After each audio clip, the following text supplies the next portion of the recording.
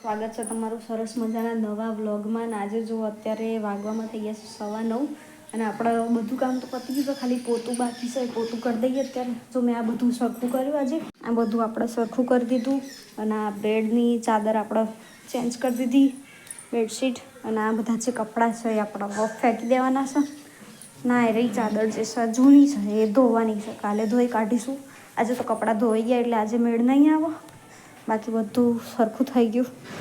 Cover બી ધોવાના છે, પણ કવર હવે કાલે નવા પાથરીશું ને એટલે કાલે ધોઈશું. અત્યારે તો બધું થઈ ગયું. તો ચલો મળીએ, પોતું કરી દઈએ પછી મળીએ. આપણે ફટાફટ પોતું કરીએ પછી રેડી થઈએ અને પછી મળીએ. સવારે થઈ ગયા છે ને આપણે હજી ભૂત જેવા ફરીએ છીએ એટલે ફટાફટ પોતું કરીને રેડી થઈ જઈશું. અને હોઠ બરાબર ના ફાટી ગયા છે. રોજ એકની એક વાત, પણ હું રોજ નવી ચામડી ઉખાડું છું એટલે મારે રોજ ફાટી જાય છે. કંઈ નહીં, ચાલો મળીએ પછી થોડીક વાર રહી બનાવ્યા છે બ્લોગમાં.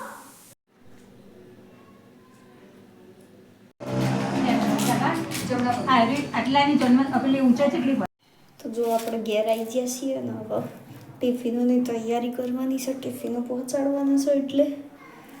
અને જો રોટલી એકલી બનાવવાની બાકી છે તો રોટલી બનાવું છું અત્યારે.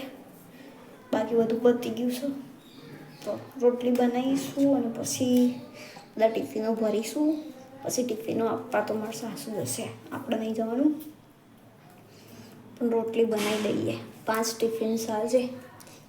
અને આજે અમારે ત્યાં લાઇટે નહીં એટલે હવે ગરમી એ લાગશે ને એક બાજુ ઠંડી લાગશે અને એક બાજુ અમારા માખો લોહી પી જાય છે. કંઈ નહીં, હેડો ચાલતું રહે. લાઇટ આવશે તાણો જોઈશું. હજી તો ચાર્જિંગની અંદર 60% જ છે. બેટરી ધડ ઉતરશે. સારું રહે તો ફટાફટ ચાર્જિંગ લાઇટ આવે ત્યાં સુધી. અને આપણે હવે વિડીયો બંધ કરી દઈએ તો ચાર્જિંગ રહે. ચલો મળીએ પછી જમવા બેસીએ ત્યારે. હેડો. જો આજે આપણે ઘેર દાળ ભાત શાક રોટલી બનાવીશું, પણ આપણે લઈ લીધું છે શાક અને ભાત ખાવા માટે અને પાણીની બોટલ ચોળી ખાઈ લઈએ. હેડો, થાક લાગ્યો, શ્વાસ ચડી ગયો.